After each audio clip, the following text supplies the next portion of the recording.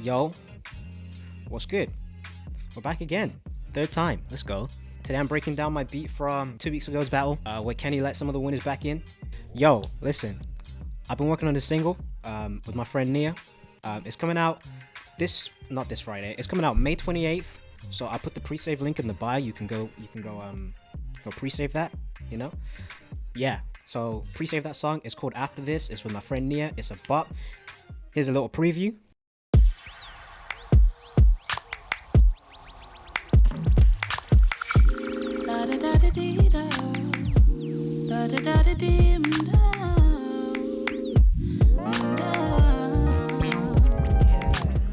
Yes, sir. I hope you enjoyed that. I've listened to this song on repeat for the last month, so hopefully it goes down well with the public. I hope so, bro. I hope so. That being said, Instagram, SoundCloud. You said shut up and get into the beat. My fault. Bet. You were my guiding light, and now I don't know what love is. I can survive, so you and me after this. Okay, this is the beat. As always, I've taken the liberties of coloring the layers for you, just so you know Wagwan. First things first, right? I put down the drums first. That was the first thing I did. So a lot of people clocked it when it was on stream. But yes, these are count loops. However, I did spice up the loops a little bit. So the first one I started with is this one called Vibe Drums. Put this down.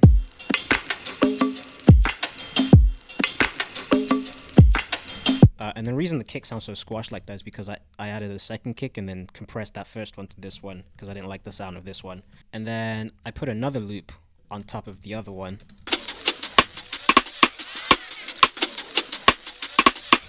Just to give it a bit of variation. And then the kick was kind of lost before, just because of the sound of this kick, so I added this another kick, which is another count kick. It's the after party one. It's very fire. You can tell, like, at the time of making the beat, I just recently gotten the count kit, and it's not even the new one, it's the old one.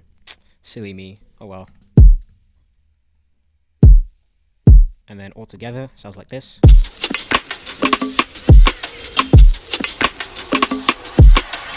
What I usually do when I'm cooking up is I will put down 3 or 4 grooves and then just vibe out on the keys to that. I feel like, I don't know, for the type of music I make, it's very key centric because that's my instrument. So I tend to focus a lot more on chords than I do production elements, which kind of makes it a little bit tricky to use the sample in a way where you can hear it. Sorry if you don't think my sample usage is all that. That's because it isn't. But you know, we're out here doing our thing. I still won though. Yeah. But other than that, like, I'll show you this other groove. I went for kind of like a more reggae feel on this one. You see we got the reverse kicks going. Oh yeah, I also I put a phaser and a rotor cabinet on the vibe drums from earlier.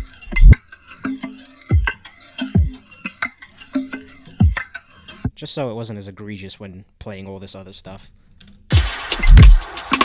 I said egregious. I don't even know what that word means, bro. I'm not gonna lie to you. I just said it. I was trying to sound smart a little bit.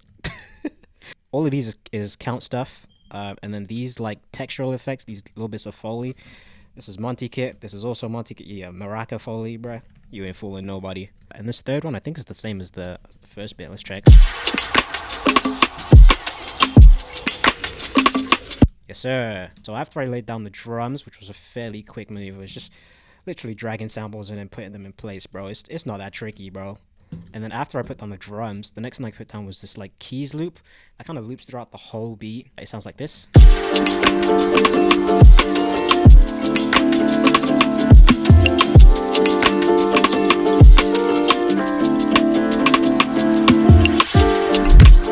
Theory-wise, I won't get too into theory because I know that stuff is a little boring. But if you understand the number system when it comes to chords, we're just bouncing off the 2 and the 6 in F major, I think.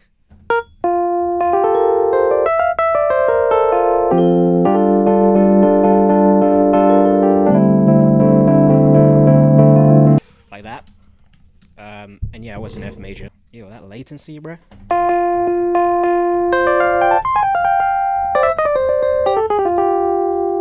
So it was just these two at this point. And I realized at the time I realized I was getting a little bit too caught up in putting things down that weren't the sample. So I was like, hey, screw it. Let me pull in the sample and try and mess with it a little bit. Now, like I was saying earlier, just kind of by virtue of the type of music I make, it's a little tricky to use the sample in ways that are front and center. I basically just turn the sample into a bunch of different risers. Spent like a good like 10 minutes of the time just making all these cool little audio bits. I'll go through them one by one. This is a little riser I made from one of those high pitched noises that bro is using in the thing. Sounds like this. Yes, sir. And then this one, actually, we'll come back to that one. This one is, actually, don't know what this is. Oh, this is like a tiny piece of the sample that I chopped up and put into a synth. It's basically looping back and forth like a bunch of times to make its own waveform, and I played that into the keys at first with that tape stop thing I was talking about in my last breakdown, you know? Yeah, I thought it sounded cool. This is another riser. It's the same as this one, except I just took one of the audio bytes and stretched it really far. Added a bunch of echo and delay and stuff. This is that like loud part of the sample. I've just reversed it. Let's actually see what that sounds like unreversed.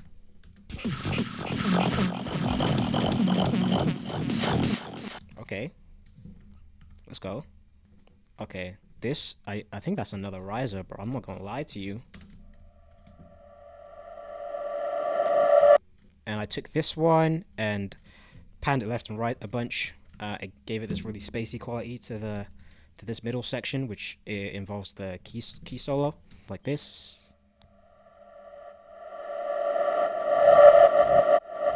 Yeah, that's it. There's not much sample usage in this beat. I will not lie to you. I will absolutely not cap with you right now, bro. But hey, we move, you know? I think I added the bass next. I don't know, bro. I don't know what my process is like, bro. I just be putting stuff into the beat, bro. Shout out Ample Bass. Ample Bass P Lite 2. This is free, by the way, and it sounds great. You got all these like little articulation things here, and like you got like extra settings. I don't know what any of these things do apart from pedal noise. But yeah, bro. I just laid down this bass line.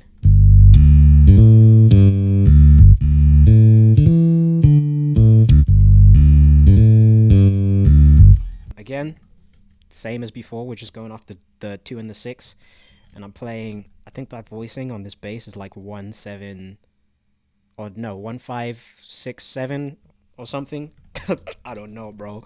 I'm talking out my ass, bro. I'm making it up. Guitar rig. I think I used the DI bass preset. This is Guitar Rig 5, by the way. Yo, if you get a complete audio interface, you get this for free. Actually, don't quote me on that. That might have been like a limited time thing. You snooze, you lose, innit? So on it is soft tube saturation. This is free. The EQ, because I took out some of the highs because the saturation was messing with the highs a little bit. Also, there's like a really annoying like tick sound at the beginning, which I think you can turn off in the settings of Ample Bass. But as I said before, there's too much stuff on the screen in Ample Bass, bro. I'm not gonna lie to you. It's fire, but like, I don't know. I don't be messing with the settings like that. That's not me. Compressor, just to sidechain it to the kick. Kenny, again, I know you hate that if you do end up watching this video. However, there's a legitimate cause for it because I wanted to get rid of the clicking at the start of the thing. You can see it didn't work at all, so I just wasted all that time trying to mix this bass. It's still there. It's whatever. We move, you know? We absolutely move. The next thing I did is I added this little synth to the front section, just because I felt like it, you know? I'll be adding synths sometimes for no reason, but here's what it sounds like.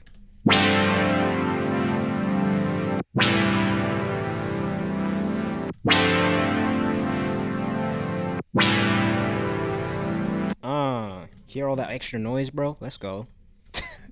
Unnecessary noise, bro. I should have EQ'd this. What am I doing? Again, that synth is free. It's from it's from Complete Control, which is like the free library of instruments you get from Native Instruments.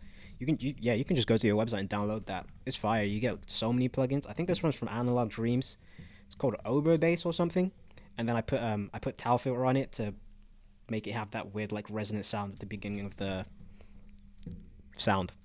Yeah. Oh, I muted these guitars because it was making weird noise. But let's go. Hey yo, I'm about to show you these guitars, but don't press me in the comments because I'm not nice at guitar, bro.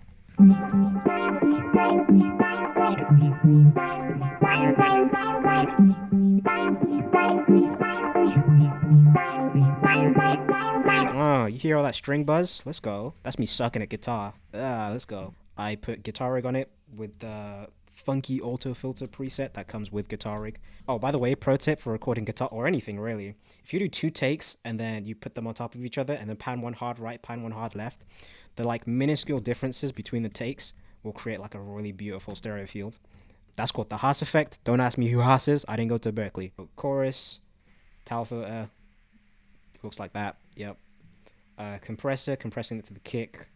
Channel EQ to take out some of the lows, and tremolo to like pan it left and right even more. Oh yeah, after that, the beat was basically done, but I had a little bit of time to kill, so I spent like 10 minutes mixing, and then towards like the very end, like the last 5 minutes, I was like, you know what, screw it, let me add a key solo, just because I was feeling a bit reckless, innit? Do you know what I mean? Obviously, if you have the capability to play an instrument, you should flex it as much as possible, even if you're not nice at it. Like me, I'd be trying to play guitars on my stuff, bro. Pain. But we move, innit? We absolutely move.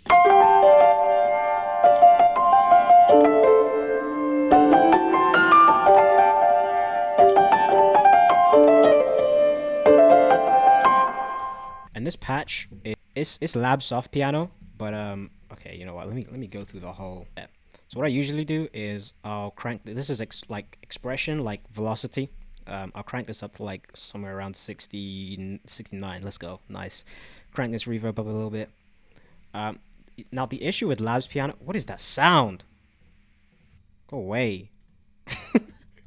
The issue with labs for me personally is that because it's so like low end heavy, it doesn't always fit within the context of my songs because it just doesn't. I don't know.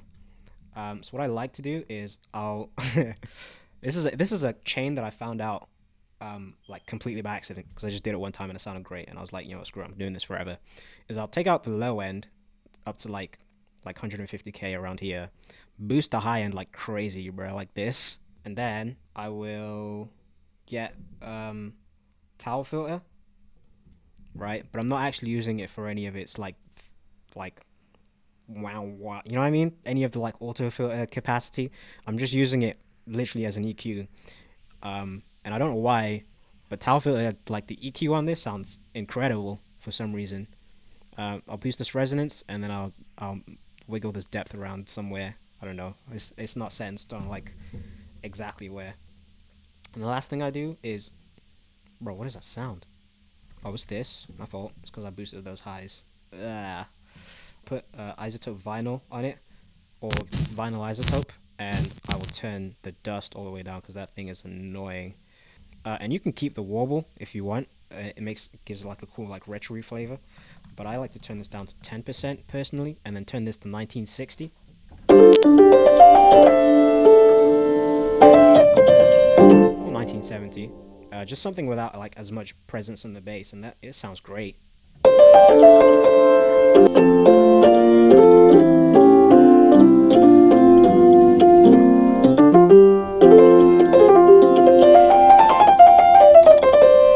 That was a little short Martin for you jazz heads out there. I didn't play the voicings right though. You see it. Let's go. Shout out learning stuff by ear as well. A lot of people ask me like where I learned how to play keys. Like most people that make R&B, most of us started playing keys in church. In terms of like tips on how to learn keys, I'd say YouTube is your best friend. Honestly, YouTube is your best friend for anything. Like most people learn how to produce music just from like looking up FL Studio tutorials in your room. In the same way that you learn how to produce via like Simon Servita and Ramzoid, who by the way Ramzoid beat me out by 1 spot in the beat battle, which I'm a little pressed over, but it's whatever, you know. Channels that I recommend, Matt Johnston Jamiroquai is a very good one if you want to learn like neo soul chords and voicings. One dude, hang on, I'm going on a little tangent right now, but I gotta know, this is one black dude, bro. Gifted Hands Music. This man is the plug. Oh, Jeff Schneider, bro. This man right here is also the plug. Jeff Schneider Music, Neo Soul Chords Explained. If you rate theory, you should really check these guys out. There's the free source, bro. Free source for all of you. Also, listen to a lot of music with keys in it. Sean Martin, like I was playing earlier, Sean Martin was a big influence for me. I stole all of my voicing from Sean Martin. Robert Glasper too, obviously, the GOAT. Yo, Gretchen Parlato, that's a big one. Just be listening. That's the best way to get inspired, in my opinion. Oh yeah, we got one last thing left, which is this Rhodes solo. The Rhodes is nothing special, bro. I just put a bunch of stuff on Stage 73, which, by the way, is cracked for Rhodes sounds. You get so many. Look at all this. Look at all these options. Each one of these also has like a suitcase and a stage version. Bro, how many is that? That's like 1,000,000 sounds on one, bro. My maths is impeccable. But yeah, bro, let's hear how it sounds. It's probably gonna sound like ass, but you know, we move.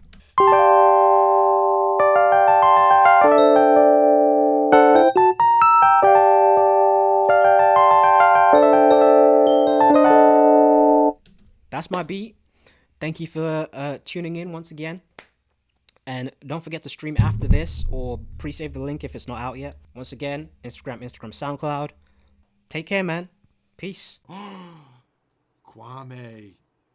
Oh my goodness.